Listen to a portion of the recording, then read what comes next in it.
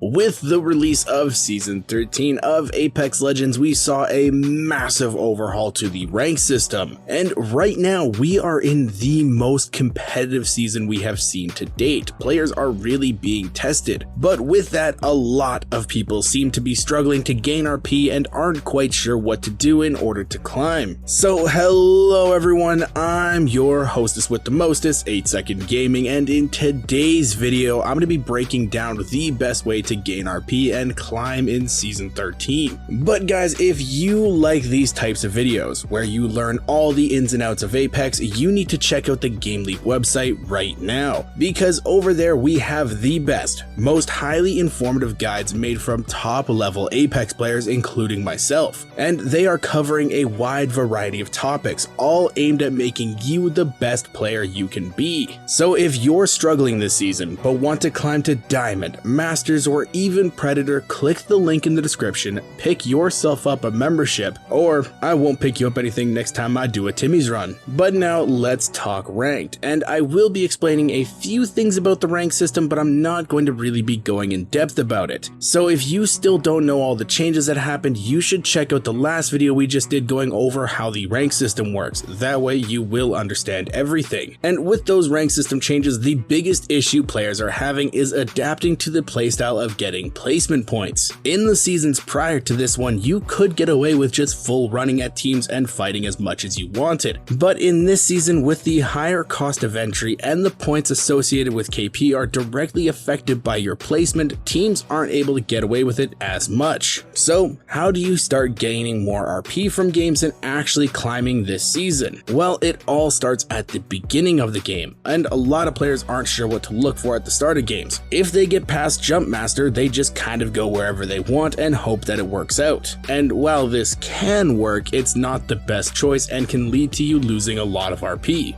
The better option is to do what's known as a reaction drop. This is when you are in the ship, you want to be watching where everyone else is going and see where teams land. That way you can start to get a better understanding of what side of the map will have more teams. This information will be important later in the game, so you should be paying attention. But when you're watching teams land, you may see a decent spot that's completely free. You can then react to that and take an uncontested landing spot. Bonus points if you find a location that has a beacon or crafting, or maybe RNGs smiles upon you, and you may get both. After that, your team can then loot up, figure out where ring is pulling, and start to make a plan. This plan should be involving 3 things. Number 1 is, where does your team intend to play? You need to have a general idea of where the zone will be pulling, so that you and your team can start to talk about houses or spots that you want to play for endgame. Look at your team comp and really start to plan things out. If you have a Caustic, you should be trying to hold a house, but if you have a Newcastle, he can hold open areas a lot better, so play based off that. Now, number 2, you need to plan how to get there. Remember how I said you can see what side of the map has more people on it? This is where that comes into play. You need to know where the teams were landing, so that when you start to rotate, you are more aware of what side of the map is hotter, so that you can make a safer, more thought out rotation. This will keep you alive more and allow you to climb a lot easier. And potentially, if you're on the side with little to no people, you can take a safe, isolated fight with less risk of third partying. And now number 3 is, you need to have backup plans. If a team is holding the spot that you guys wanted to hold for endgame, or a fight breaks out and you want to third party it, or maybe a team is gatekeeping you, there are a ton of things that can happen or go wrong in your plan. But if that happens, you need to know what plan B or C or D is, so that you don't panic. This is a huge issue that I see in a lot of teams when they start making rotations. They have one plan, and if that doesn't work, they break down and aren't sure what to do. This gets a lot of teams killed and keeps you from gaining RP. So with all of those things in mind and a plan formed, your team can then start to make your way into zone and where you intend to play. But along the way, if a fight does break out and you want a third party, that can be a great way to pick up KP. But always be paying attention to the number of teams that are left in the game when doing so. If it's round 2 or 3 and there's still 10 plus teams up, it is more than likely another team hears that fight and is also on their way to third party. If you then overcommit to that fight, there is a good chance that it can get stalled out and your team will die. And if there are still a lot of teams left alive when you die, your placement points won't carry the KP that you may have gotten and you will end up going negative. Let's use an example so that you guys can visualize visualize this a little bit better. Let's say you're gold 2. If you have 2 kills, you need to get top 6 in order to go positive. Now that does change for each rank, but for the most part, you need to get top 10 with kills in order to go positive. So if you're third partying a fight with over 10 teams left, you overcommit and die, you're losing points and won't climb. So make sure the fight that you third party is actually winnable, or just don't bother. If they're just poking at each other or not actually fighting and committing, don't force something, it's not worth it, just keep on your way. Let those other teams that heard the fight force themselves into it, and you get placement points from that while you rotate to a better spot in zone. But okay, now you've made your way across the map for your endgame spot. What do you do then? Well, now is your chance to start picking up kills. Once you have a spot in zone locked down, the teams that weren't so fast getting there will be playing edge near you, and most will be scrambling to find spots. With so much riding on placement points, there are a lot more teams alive in final zones, meaning a lot less spaces are playable and teams can't get away with coming into zone late most of the time. So the teams that are on edge of the ring will start to clash, and with your superior positioning, you can then take advantage of that and start shooting at them, snagging kills and gaining RP. Marksman rifles and other decent medium range weapons are very optimal here because you can really apply pressure on teams and not let them breathe when they're rotating into spots.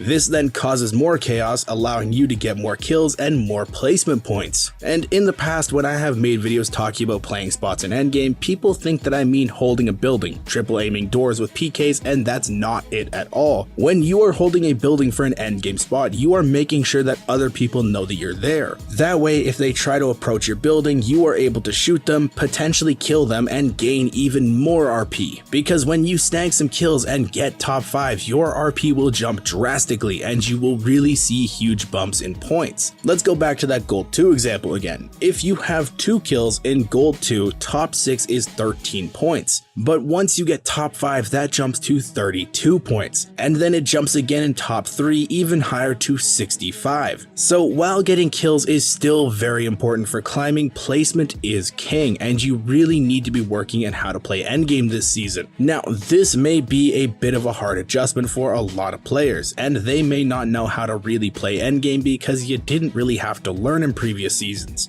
But that is okay because GameLeap is here to help all of you. Right here on YouTube, we have VOD reviews and other videos talking about endgame, showing you examples and teaching you how to properly manipulate teams and really take control of the flow of games. Alternatively, the GameLeap website also has really good, highly in-depth examples of it, or if you're the type that learns better from watching things unfold in real time, you can come check out one of my streams over on Twitch TV/8second gaming. I've been streaming my rank grinds a little bit this season, and I would love to see new faces over there. This season is really going to be testing you all on every aspect of the game. Early, mid, and late game are all needed in order to climb. You can't get away with just being good at one of them anymore. So this is the best season to start to learn everything that you can. But with that being said though guys, I really hope you guys enjoyed this video and learned something new. If you did and you want to stay up to date with the latest and greatest Apex Legends tips, tricks, and news, don't forget to smash that like and subscribe button. Thank you all for watching. Once again, I'm 8second Gaming, and I will see you in the next one.